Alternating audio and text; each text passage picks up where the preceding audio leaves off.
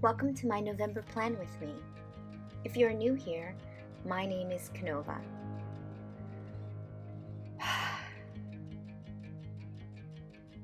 October proved to be quite the emotional month. I experienced the sudden loss of a family member and all the sort of anxiety and stress that comes along with it. And all of this put me in a highly contemplative place, thinking about growing up in a place where the pace was much slower. I really wasn't the type of kid to be sitting in front of a television, watching movies. You were much more likely to find me with my nose in a book. But on occasion, an animated feature would draw my attention. This month's theme is The Fox and the Hound, a tale of an unlikely friendship.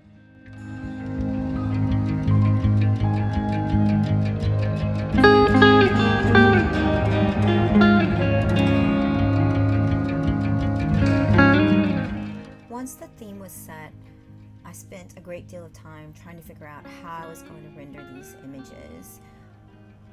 I wanted it to have a certain sophistication, a prettiness. I thought about using watercolor, but along came Michaels with a 40% off coupon, and I decided to invest in a quilling pen and to render all the images in gold foil. This is not very forgiving. There is no erasing on gold foil. Once it's down, it's down. So I decided that I was going to use tracing paper to draw all the images.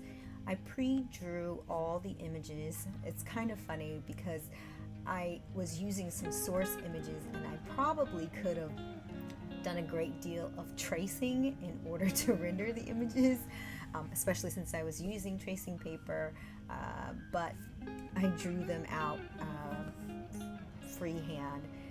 Some of them had to be because of the size of the images, but some of them could have saved me a lot of time.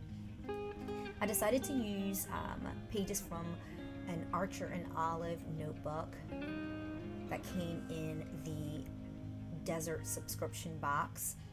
I had been waiting to figure out when I was going to use this paper, and this seemed to be the perfect opportunity. It had a real fall colors that I thought really worked, and also the gold foil just really popped on the page. Now I went ahead and drew all of the images first with gold foil rather than going one image at a time. I figured this would be the best way to get everything done in terms of the best way to render all the images for the bullet journal. I ultimately decided to not feature any of the actual humans in the story, but instead to focus on the animal characters in the tale. So no Widow Tweed, just Copper, Vixie. It's an ode to a different type of Disney film, and it was so interesting. I rewatched it before I did the theme. I remember quite a bit of it because I saw this movie when I was fairly young, but seeing it as an adult, I couldn't help think about how adult this movie is. It's the tale of the friendship of a fox and a hound, a fox named Todd and a hunting dog named Copper. And it follows them as they sort of grow up, and how the differences between the two, what it does to their friendship. And I won't give it all away, but it's a beautiful tale of an unlikely friendship, and I was quite moved by it watching it again as an adult. Even the music in it seemed like a strange choice. So I rendered all the images, and I'm using Tumbo glue to glue them in. I thought about using the full pages, but I just thought it would look so much better to have the rough edges, so I ripped out the pages.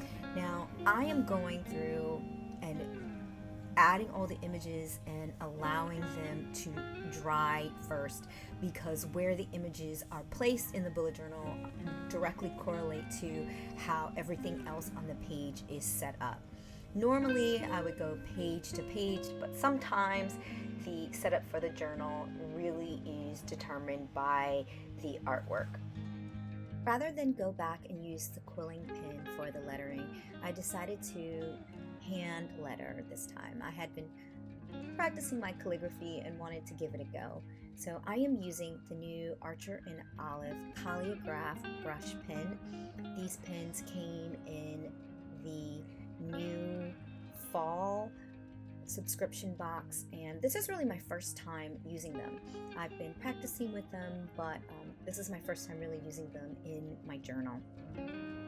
So I decided to use a quote page. I haven't used a quote page in my setup in a minute, but I thought it was fitting since this movie really sort of reflects kind of where my mind is. I want to talk a little bit about the film. So I came to watch the film quite a few times because I had an older cousin who loved the film and would watch it over and over again. And we would sit, and I would sit with her, and we would talk about the film. And she loved the film so much that she had a stuffed animal that was a hound dog named Copper. She died way too soon, and Copper was bequeathed to me upon her passing. And I just started, so much of this I was thinking about as I was setting up the theme, thinking about the theme in this particular movie. I even was like, where is Copper? Much of this stuff, you know, ends up being left at your parents' house. I have long since left the confines of my parents' home. I've actually been living in New York City longer than I actually lived at home. So New York City is my home now, but I am from Nebraska, and I have left many items at my mom's house. And while I was setting this up, I was just sort of thinking about all the stuff probably long gone by now. I know some of it has been saved, but probably not much of it. This here is my weekly spread. So I haven't been talking much about the spreads. I have, my general calendar spread. I break down the month, all the details that are coming. Then I have basically what I call like my call board. It's just like that place where I sort of dump things. It's where my packages are tracked. It's where I track my bills. In addition to that, I track other things. This month I'm not tracking a whole lot.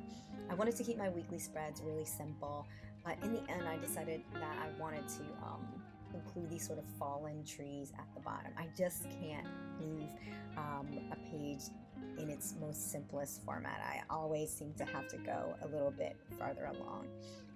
This is my line a day, and I am sort of married to this. It is probably one of my favorite tasks at the end of the day. I prefer a line a day rather than gratitude, because sometimes, you're just not in that place. Sometimes you just need to write a single line. You don't want to harp on the day, but you want to write a single line, and maybe your day didn't go so well. But when it does, your line can be focused on gratitude. So I added trees to each of the pages. These little birch trees are easy to draw. I kept them really kind of messy and rustic, if you will. I used the Calliograph pen, and then I went back in with my Uniball Signo. I'm using 3 Jelly Roll pens in metallic colors, a gold, a green, and a blue. I ran out of the gold, so I ended up using the Uniball Signo instead in the remainder of the weekly spreads, and it looked really great. I used also the Jelly Roll pens to all 3 colors to create my trackers. So mood trackers are those things that look really pretty, but it also is a real reflection of the month. It's kind of like that mental health check-in that you need. I went back into